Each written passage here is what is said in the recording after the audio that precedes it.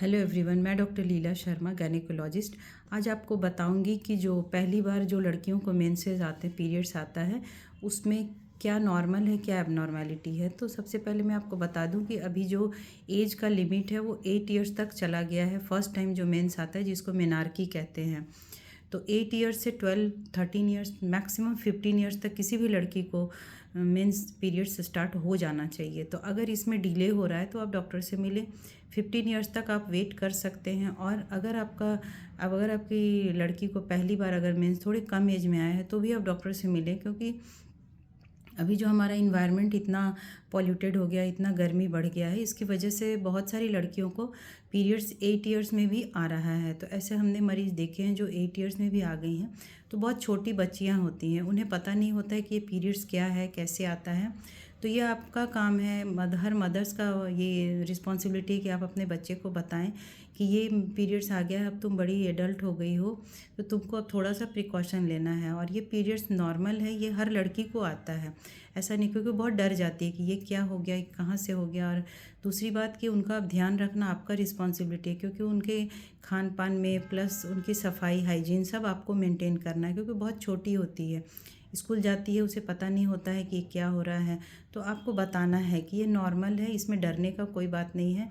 तो इसमें आपका सबसे पहले होता है कि नॉर्मल साइकिल जो होता है 28 से 35 डेज़ का होता है। कोई भी पीरियड्स का साइकिल, जो माहवारी का टाइम है, ये 28 दिन में आएगा या 35 डेज़ में आएगा। अगर इससे अलग आपका पीरियड्स का डेट जा रहा है तो आप घबराएं नहीं, 1 साल बॉडी उसको एडजस्ट करता है। क्योंकि अभी हार्मोन का जो लेवल होता है वो बैलेंस नहीं हो पाता है, तो पूरी बॉडी उसको एडजस्ट करने में लगा रहता है। जैसे एस्ट्रोजन, प्रोजेस्टेरोन, 2 हार्मोन निकलता है जब से मेंस स्टार्ट होता है, पीरियड्स स्टार्ट होता है। तो इसको बैलेंस करने में 1 साल बॉडी को लग जाता है। अगर इसका माहवारी जल्दी आ रहा है या लेट से आ रहा है तो आप परेशान ना हो। लेकिन अगर ब्लीडिंग ज़्यादा हो रहा है, बहुत ज़्यादा, या बहुत दिनों तक हो रहा है, तो आप डॉक्टर से ज़रूर मिलें, क्योंकि इससे उस लड़की के शरीर में खून की कमी हो जाती है। ऐसे बहुत सारी लड़कियां आती हैं जिन्हें ब्लड चढ़ाना पड़ जाता है। तो इस चीज़ का आप ध्यान रखें, उनका डाइट अच्छा रखें ताकि उन्हें शरीर में पूरा आयरन की मात्रा मिले। दूसरा कि उनका हाइजीन जो होता है वो आप उसे समझाएं कि देखो पैड को फ्रीक्वेंट चेंज करो। प्लस अगर ऐसा आ रहा है, पेट में दर्द है, तो अगर हल्का फुल्का दर्द है तो चलेगा, बहुत ज़्यादा दर्द है तो फिर डॉक्टर को आप बताएं।